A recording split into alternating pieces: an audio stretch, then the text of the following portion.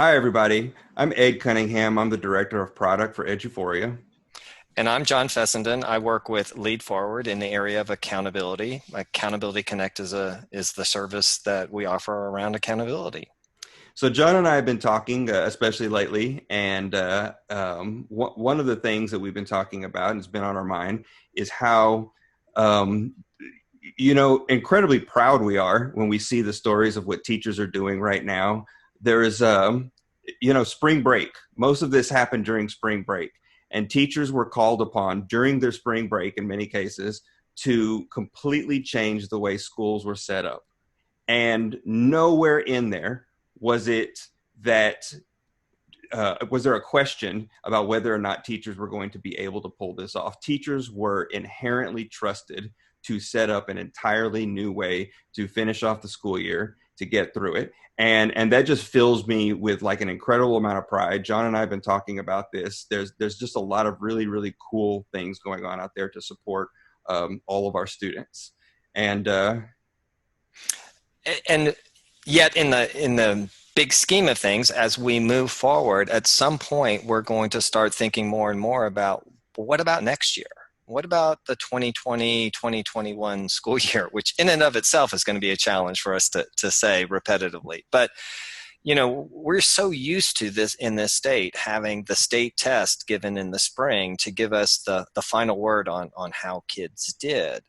And one of the things that Ed and I talked about was being worried about when we start next year, will somehow the 2019-2020 school year be seen as a lost year because, gosh, we don't have data from the state test.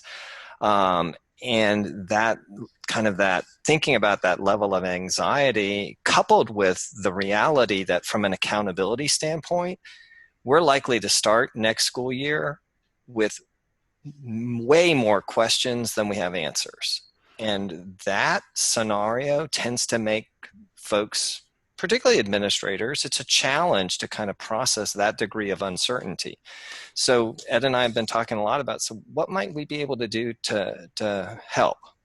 one of our big concerns, especially with that degree of uncertainty, is we kind of feel like one of the more predictable practices some people might feel inclined to do is to somewhere near the start of school, whenever that gets to be, when kids come back, some folks may feel inclined to administer a full released version of the state test. There's several years of state tests that have been released, and a lot of people may feel like in order to get some sort of baseline data at the beginning of the school year, in the absence of star scores, let's go ahead and just administer this test. And that gives us concern. We have we have pretty strong feelings about that as a practice that would not necessarily lead people towards the types of results that they can use, and it might be more harm than good.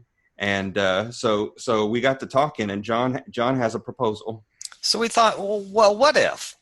What if instead of being in the position of placing so much emphasis on the results from the state test, what if we were to ask teachers this year, particularly teachers in kinder through eighth grade, particularly in reading and math, but other subjects as well, what if we were to ask each of those teachers to evaluate kids as of the end of the 2019-2020 school year in terms of the learning that has been observed throughout the entire year, some of which was done during in-person instruction and some during school at home.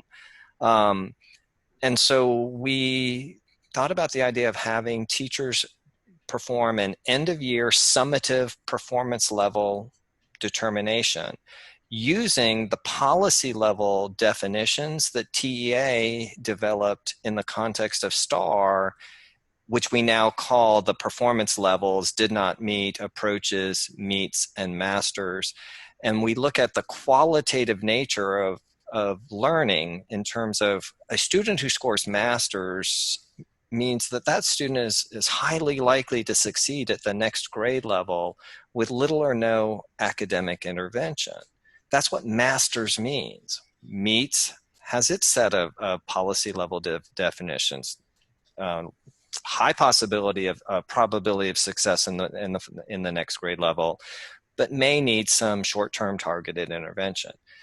So we kind of this idea of having teachers do exactly what STAR has been doing for the last 8 years, but do it from an instructional perspective, do it from a observed learning perspective, would be an incredible activity for our teachers to engage in, and really send the message to this year's teachers that you are trusted. You are the ones that have been working with students all year long. Please tell us how our kids doing as of the end of the year. I love this idea. I think that this is a fantastic idea. I mean, even, if you look at the acronym for STAR, it's talking about an assessment of academic readiness. And that's what we're talking about doing here. We're talking about the teacher saying that this is the degree to which I believe this student is ready for the next grade level. Every student we know is going to have some deficits, not just from the regular summer gap, but this since spring break 2020 gap, and we recognize that. But here's my notes on potential needs for this student. It's the classroom teacher who is the single most qualified person anywhere to draw valid conclusions about student learning, right? Everything else in the school and everything else in the school district is meant to help facilitate that practice, but it's the classroom teacher who can figure out the implications for instruction, intervention, and enrichment. And by doing this just does show, just like John said, the trust that we have in teachers. It illustrates the same trust that we already showed by saying, hey, teachers, we got to change the way schools look right now. We've already demonstrated that we trust teachers. Let's demonstrate that again. And I love this idea.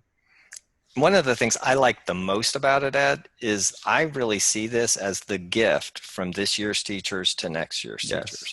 So when we come back for the 2020-2021 school year and trying to get up and running, and amidst all of the what may be chaos or feel like chaos as we're trying to get back to whatever our version of normal is at that point, for every teacher next year to be able to start the year with, this is how last year's teachers captured the end of year observed learning for each of these students. And then we can continue the focus in any particular instructional year on what is our instructional commitment as teachers. It's to not have kids go backwards. So as the curriculum increases in difficulty, our instructional commitment is to keep kids at least where they were at the end of the previous year. So notwithstanding the disruption of the spring, which has been huge and monumental, there are going to be kids who will end this year really falling into the master's level category in terms of this year's curriculum. Well, next year's teacher will know that, whether the student is at master's or meets or approaches or did not meet. And that then creates a clarity of purpose and a clarity of focus for next year's teachers. And again, I think that it has the potential for being incredibly powerful as we connect one school year to the next school year. Hopefully, I think this is an idea that could go into play every single year. But certainly in the context of this year, seems like a very reasonable and effective way to kind of address where we are. We hope that this message resonates with you. If you're interested in this as a practice, John and Leap Forward have actually put together some resources to kind of help make these kind of determinations, and we'll post those in the comments for this video. Also, if you are an Eduphoria district that uses Aware, I've created an article to help kind of explain how you might set this test up in Aware. If you don't use Aware as your assessment system, you can absolutely do this in pretty much any assessment system. You can even do it with a Google form.